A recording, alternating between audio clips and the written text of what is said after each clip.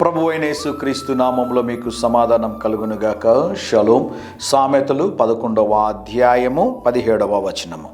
దయగలవాడు తనకే మేలు చేసుకొనును. దేవుని నామానికి స్తోత్రం కలుగునుగాక. ఎప్పుడు నేను 2 నిమిషాల సందేశంలో ఒక విషయాన్ని జ్ఞాపకం చేస్తుంటాను. గర్విష్ఠులకి దేవుడు విరోధి. అటువంటి వారి జీవితంలో ఎట్టి పరిస్థితుల్లో దేవుని ఆశీర్వాదాలు పొందుకోలేరండి. కొంతమంది మాట్లాడేటప్పుడు వాళ్ళ మాటల్లో గర్వం ఉంటుంది. కొంతమందికి ఆశ్చర్యం ఏంటో తెలుసా ప్రియులరా, వారి చూపుల్లోనే గర్వం కనిపిస్తూ ఉంటుంది, వారి ప్రవర్తనలో గర్వం కనిపిస్తూ ఉంటుంది. కొన్నిసార్లు మీరు కారణం లేకుండా కొంతమంది గొడవ పడుతూ ఉంటారండి. దయగల మాటలు మాట్లాడు వాడికి రాజు స్నేహితుడగునని బైబిల్లో రాయబడి ఉంది.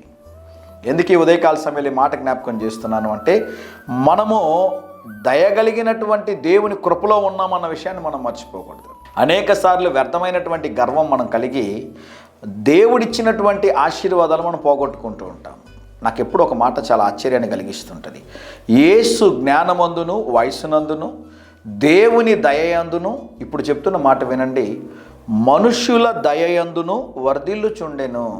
యేసు ప్రభు భూమి మీద ఉన్నప్పుడు 100% మానవుడిగా, 100% దేవుని కుమారుడిగా జీవించాడండి. ఈ భూమి ఆకాశములు సర్వము ఆయనవే. మనుషులకు భయపడాల్సినటువంటి అవసరం ఆయనకి లేదండి. మనుషుల దయ ఆయనకు అవసరం లేదు. అయితే యేసు ప్రభు 30 సంవత్సరాల వరకు నజరేతులో తల్లిదండ్రులకి లోబడి భయపడి జీవించినట్లుగా పరిశుద్ధ గ్రంథమైన బైబిల్ మనకు తెలియజేస్తుంది. ప్రియులారా, దయగలిగినటువంటి మాటలు మనం కలిగి ఉండాలి. దయాహృదయం మనం కలిగి ఉండాలి.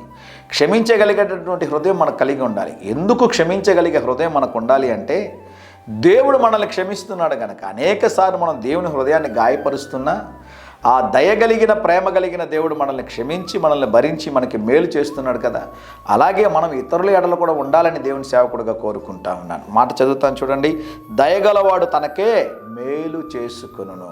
ధైర్యంగా ఈ దినాన్ని ఎదుర్కోండి. దేవుని సన్నిధి మీకు తోడుగా వచ్చునుగాక. ప్రియ పరలోకపు తండ్రి, దయగలిగినటువంటి హృదయం మాకు దయచేయండి ప్రభువా.